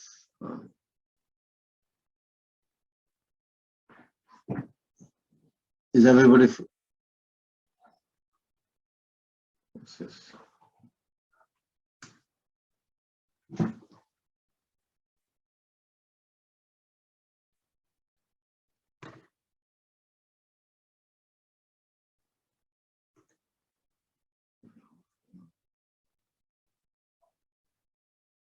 And then you go to the front of the book, and then you start realizing, hey, I've read this back here someplace. And then you start reading and you start gaining an understanding of exactly where they got this stuff from and that it was plagiarized. Now, once I got a grip and an understanding of exactly what was taking place,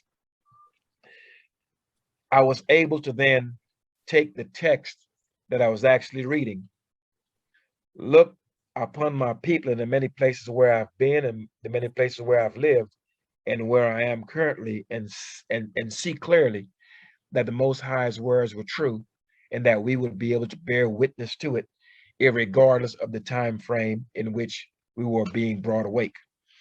At that point, it became clear to me how powerful the Most High is, because then I understood clearly that there's no way this group of people scattered all over the earth could have this same exact problem no matter where they go, and this be a coincidence. And there's nothing that they can do to overcome it. For he made it plain that we will not be able to.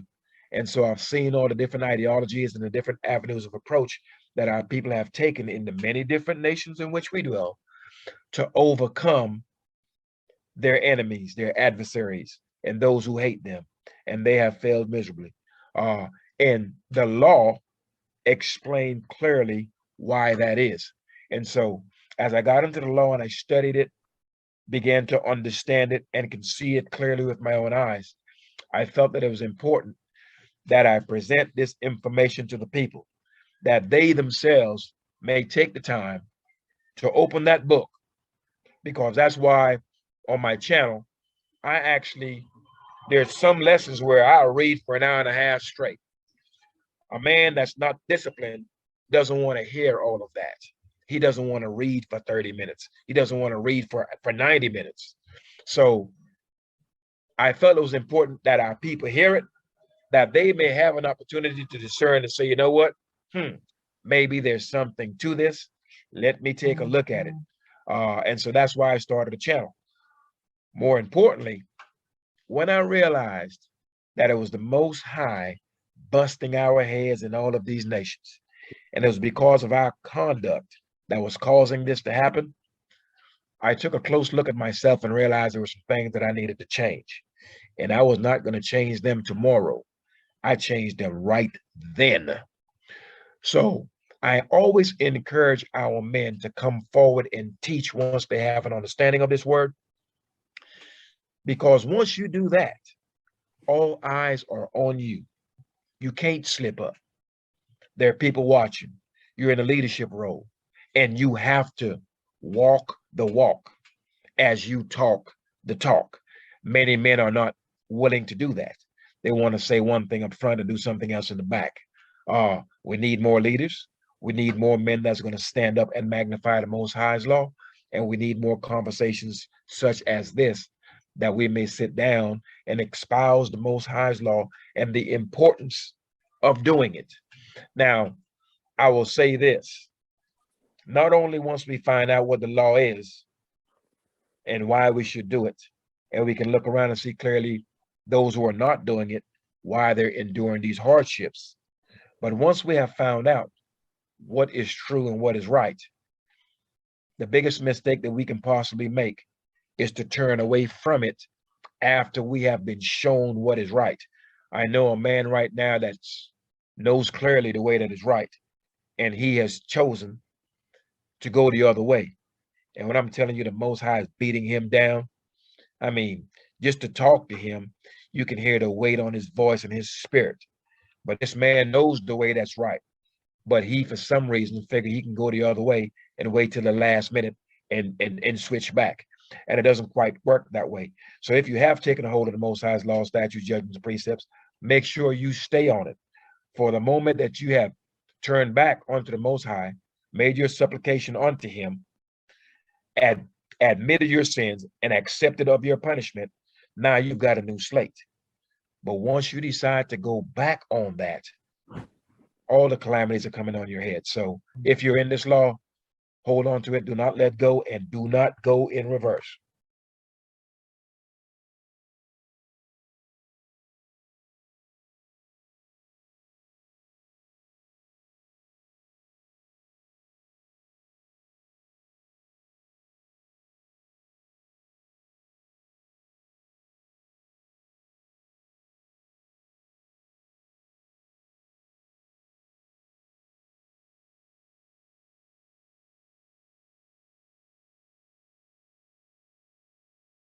busy. Still here, brothers. Give me a second. I'm just with my son. Give me a second. Sure. Oh, wait. Don't be boring. I was just saying I've been cut off a couple of times, so the recording actually We won't stopped. go for much longer. Yeah, Anyway. I mean, As he always says, we've gone off topic anyway. Yeah, we kind of started off that way, but we're back on track. Yeah, it's cut me off twice, so I think that some parts have been missing because the recording has stopped. Then it started again when I got back on. Well, my testimony is boring anyway. I realized, I knew many years ago that where we live is not where we live, and I realized that we've been lied to a lot. And way down the line, I discovered Dave, and he mentioned a lot of things that I knew was correct. I didn't have to question it, but I did question it. I didn't have to, but I questioned it, and I found out what he was saying was right, and that was it. But that was only a very small part of this massive lie that we're living on. Very small part.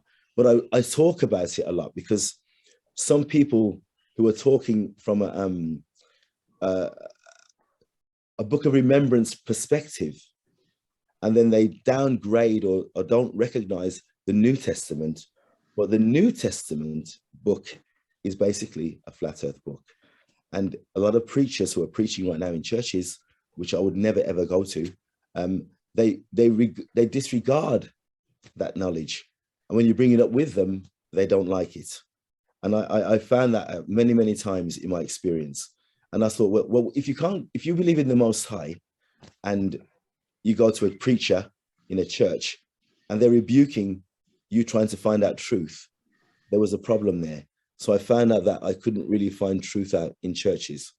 And so I had to just do my own research on YouTube and other places and stuff. And I found a lot of truth. I did a lot of reading, a whole lot of reading. Oh boy, enough reading. And it's got me to where I am now.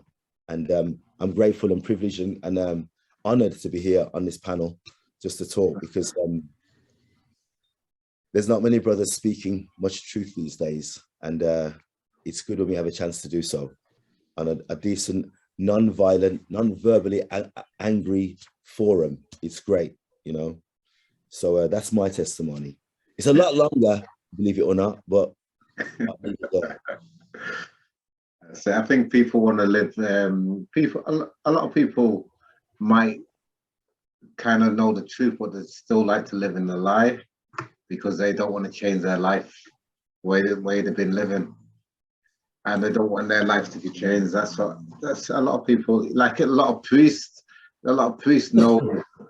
They know the truth, but they still love the money what they're receiving, so they don't want to change. You know, to add to that point, Brother Hank, you know, many people, when you decide to walk in the law, you totally have to separate yourself from the ways of the heathen. All of a sudden, you're not going to the Thanksgiving Day dinner. You're not going to the Christmas parties. You're not going to the birthday parties. You're not doing the Halloween trick or treat. There's so many of these foul ways, heathenistic customs that has nothing to do with the ways of the Most High that we're accustomed to participating in. Most people who are churchgoers, everyone they know goes to that church that they've ever known. So once you decide to say, you know what, I understand that this is the way of the heathen, this is not the way to go, and I'm going to withdraw my hands from it, all of a sudden you find yourself pretty much alone, because everyone around you, they're actually walking after the idol of the nation in which we may dwell respectively. So many people are very fearful of being alone and having to walk this journey, unbeknownst to many of them that you're never alone if you have the strong one of Abraham, Isaac, and Jacob with you. And so this is why I do feel that these types of conversations are very important, to let those of the children of Israel scattered throughout the four corners of the earth, regardless of where they may be, that they may understand and be strengthened by the fact that they are not alone, and there are men such of us that can sit down and have these conversations, and that they may be strengthened by it and encouraged by it. Cool. Anyway, My brother in America, talk to me. What's the deal? Leonard. Yeah, you. Yes. Leonard. What's Yeah, your name, what you wanna brother? Leonard, Leonard. Sorry, what forgive you what you want to my know? brain's rubbish. I'm like Dave. I forget things. Yeah, what Go you on, wanna Leonard. know? What's your testimony? Oh man, I was in the world, like I said, I was in the military. I was all over the place. Thought I was the man and all this stuff. But anyway, I ended up. I had it's probably gonna trip you out, man. But this is what happened. I had a vision, right? I had a series of visions, right? And I'm not. Imagine I don't know none of this stuff right here. I know none of this. So I had first I was in San Antonio, and I came in my room from drinking. I sit on the bed and I had picked the Bible up because we was in these condos, and I picked the Bible up and I had it in my hand on the bed. Then the words start coming out the Bible and going in my head, right? So I said, "Hey, what's the deal?" So I put it back down. The next day, being a man in the world, I ain't think nothing about it. I just went on. So I left from there. Then I had a vision, right? And what happened was I knew nothing about Jerusalem, none of this about Jerusalem. And I was in Jerusalem, and I was walking right up on a tip of mountain. So I put my hand on the wall, wiped my hand on the wall, right? And I got that white dust on my hand, those blocks over there is because of limestone where they at. You can tell where you was at. So anyway, I woke up, I played that off. Then I had another vision where I was in this field. And the corn was like 14 feet high. And it had stalks on them. The ears of corn was like huge. So somebody was in all the dreams, somebody was there leading me through the dreams, but I didn't understand. So I shut the corn, I took the ear off, and then he said, "Shut it back." I shut it back, and I didn't know this at the time. So it was an ear corn, but all the kernels on the corn was in perfect alignment. You ever seen that? All the kernels in perfect alignment. So I'm saying, what's up with this? And the corn was golden. Brother, can you get a little closer to your mic? I'm struggling to hear you, and many of the people that may be listening would like to hear you clearly as well. Right. Can you hear me now? Yeah, I can hear you. So the kernels were golden. All of them. So I looked up in the sky. Then whoever that was with me told me to reach down and put my hand in the soil. And I picked the soil up. I looked at it. It was real dark soil, and it was real gummy like. So I said, okay, I played it off, right? I know about my business. I ended up in Alabama because my job kept me all over the place. So I was in Alabama, and I had another dream. And this dream was, I was on my bed, right? Well, I prayed. Before that night, I said, I said, well, Lord, because I was Baptist. So I said, Lord, what's going on? I don't understand what's going on with this, right? So I said, whatever this is that's going on, make it plain, make me understand what it is, deal with me on it. So I went to bed, right? So when I went to bed that night, I woke up, but I was on my face, with my face toward the ground, with my head toward the ground, but I couldn't move. I was limp. So I'm trying to turn. It was a light behind me. So I'm trying to turn to see this light, right? But I can't. I'm limp. So then the hands grab my shoulders, set me upright in the bed with my feet on my knees on the bed, set me upright. And then this hot fire coals came from the back and came in through my back, through my spine, released it in my stomach, then took his hand back out, right? So I got up, I went to bed. Like I said, I'm in the world. I don't know nothing about no Hebrew, the law, none of this. So I went on to work, kept doing what I was doing. We go work and come back and come downstairs and drink beer or whatever. So I left it alone. Then about 3 weeks later, I came in my room one night and the Bible was open on the bed, in the middle of the bed. I didn't put it there. It's in the middle of the bed. It's on Daniel. This is how I found out I was Israelite. So it's on Daniel. And then so I started reading Daniel. That's what happened. The exact same thing happened to me. Then he said he was laying on his back, limp, he couldn't move, and he was trying to, you know, look. And I said, whoa. So when I saw that, that's when I said, what's going on? Then I realized that Daniel had to be black. And all the prophets had to be black. That's how it started with me. And I went from there to where I'm at now. That's how I found out, you know, from reading that, I found out that it was the Old Testament. I hear a lot of brothers talking about, you know, the lies that's going on, but it's a name for it. It's called typology. When they concocted JC at the Council of Nicaea, they had to find a way to put him in the Old Testament. So they got this old ancient method they call typology. You can take an object or a person and place it anywhere in the scriptures you want to put it at by using typology and using that same event. For example, Moses, and Moses was born, and the Pharaoh killed all the children 2 years old. Well, they came, did the same thing in the New Testament with Herod. They got 2 kids, little kids getting killed with Herod. Then you got the Israelites was in Egypt, and he told Moses, go and get my son and bring him out of Egypt. Well, Matthew tell you the same thing, that Jesus went into Egypt and brought his son out of Egypt. So that's what you call typology. That's where all the lies come in at. So my point is this: Israel already had a deliverer in the Old Testament. That we got our God, the Creator, but we already had a deliverer. We had Moses, we had Joshua. All of those are deliverers. Yeah, I understand it. I understand it, but that's what I'm trying to get you to see. What I'm trying to get you to understand is all that's 101. Because like the brothers were saying, you know all that. All that's 101. We at the point where I don't know if anybody knows this or not, but we're getting ready to get delivered. So the Creator said that in the latter days he's going to identify who he is, who the God of Israel is. That's where we at. Ain't no big thing now for a brother to say I'm a Hebrew Israelite, but 10 years ago it was a big thing. It ain't no big thing now. Brothers woke up. It's finding out who our God is. That's where all the lies coming in. That's where all the lies surround it. And one of the examples is what Dave said. Dave said that Elohim, they got us believing that Elohim is Yahweh. Yahweh ain't no Elohim, but it's an Elohim over Israel. El, the brother just said it himself, that it's a strong one over Israel. So what is a strong one? Raphael, Gabriel, Uriel, they Els. Elohim, it's an Elohim over Israel. He's the Lord of hosts. So Isaiah chapter 44, verse 6. I am the king and my redeemer, the Lord of hosts. That's exactly how it's worded.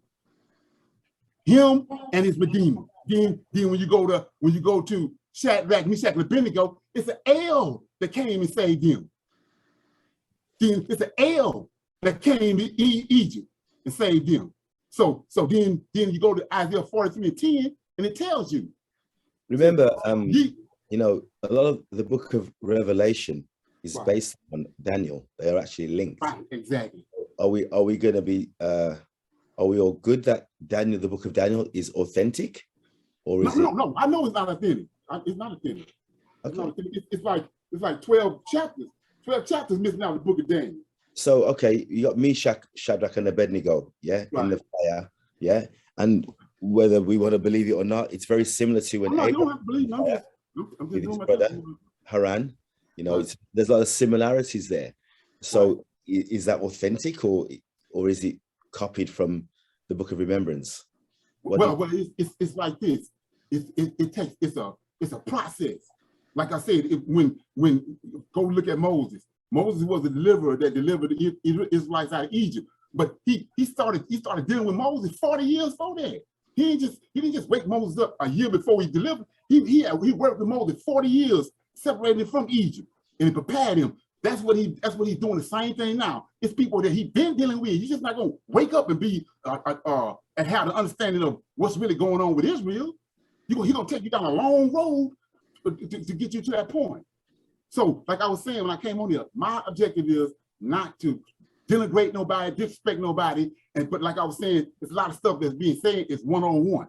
I'm not disrespecting somebody, but we're at the point to find out who Israel, the God of Israel is. And so another verse, and I'll be quiet. Judges, chapter 2. He tells you point blank. Let me read it, and I'll be quiet. He tells you point blank. Once you get the revelation of it, then you see it. And then you got to do something else with it. You can't continue to keep going on the same road when the information been broke down to you. So I mean, understood, Brother Dave. So understood. I mean Judges chapter. Leon, yeah. Leon. Hold on, 1 minute, brother. I'll be through. I'm gonna shut up. Leon, 1 second. Leon, 1 second. Yeah. They just say his last piece because he has to go. Okay, let me read. I want to verify this right quick. I'm almost got it. Yeah, Leon, just 1 second. Just 1 second, Leon. Yeah, I'm again. I'm in a public place, and okay. Yeah, I'm gonna have to head back. So. Well, you can't go. You got to stay.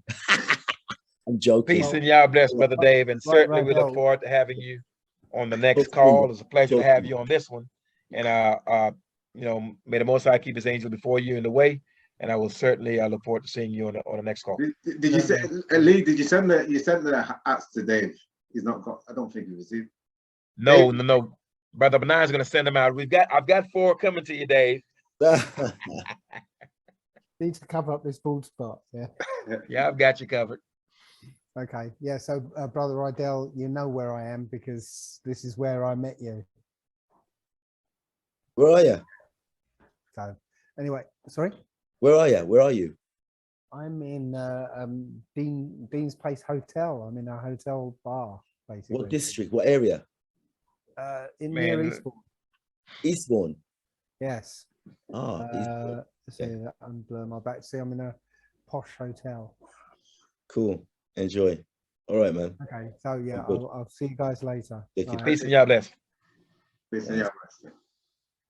Yeah. So Judges chapter 2 verse 1. I'll be through. It says, so chapter 2 verse 1. This verse is Judges 2, 1 and 2. And the angel of the Lord came up from Gilead to Bethlehem and said, I made you to go up out of Egypt, and I have brought you into the land which I swore unto your fathers, Abraham, Isaac, and Jacob. And I said, I will not break my covenant. This angel got the covenant, not Yahweh. So then, sir, 1 second. Okay, I'm going to say this before I go because I've got to go to my place of business here in the next 6 minutes. I have to leave here. So here's what I think that you may be missing, okay? When any of the prophets spoke, right, they were speaking the words of the Most High. They were just the representatives of the Most High at that time. Anytime you read in the Book of Remembrance, when you hear an angel speaking, the angel is not doing anything. What that angel is doing, he is reiterating Yah's words. So that angel is not doing anything. All he's doing is reiterating the Most High's words.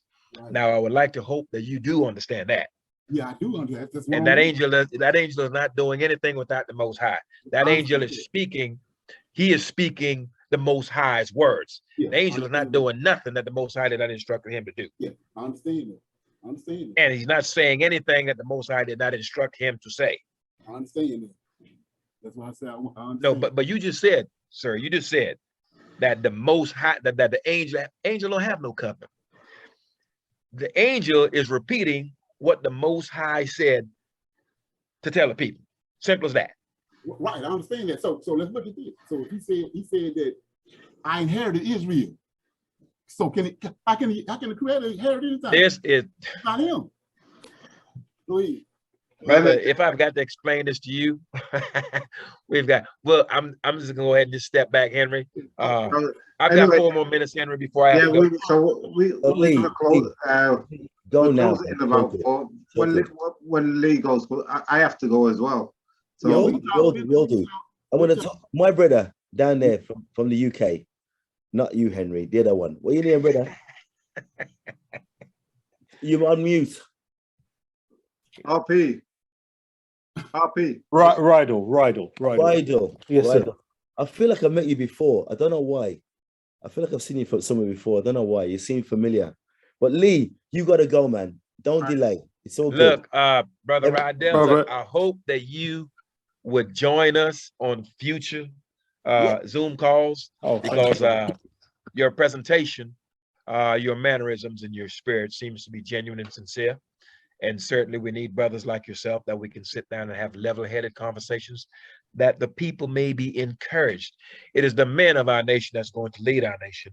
And the last thing that our sons, our daughters, and our wives need to see is the leadership in disarray.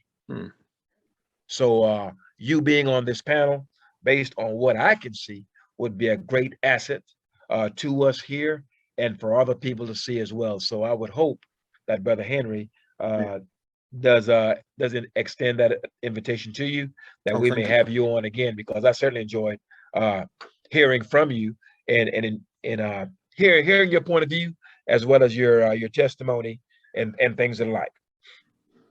Well, thank you, Brother Lee. I just wanted to add to that I think you know, hopefully in the future I'll join you guys.